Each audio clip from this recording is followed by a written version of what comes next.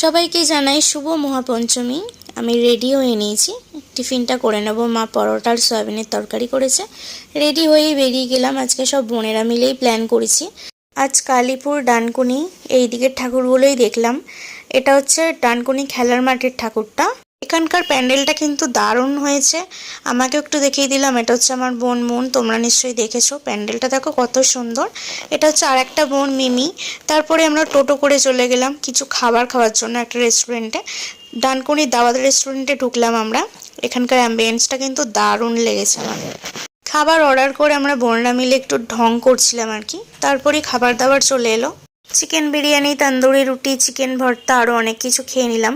আমি সবাইকে খাবারগুলো সার্ভ করছিলাম। খাবারের টেস্ট কিন্তু মারাত্মক ছিল, খুব সুন্দর। আমরা এত হেঁটে হেঁটে ঠাকুর দেখিয়েছি, আমাদের সবার খিদে পেয়ে গেছে। তারপরে বিরিয়ানি খেয়ে নিলাম। তারপর বিলটা দেখেছো কত টাকা বিল হয়েছে। তারপর আর একটা ঠাকুর থেকে সোজা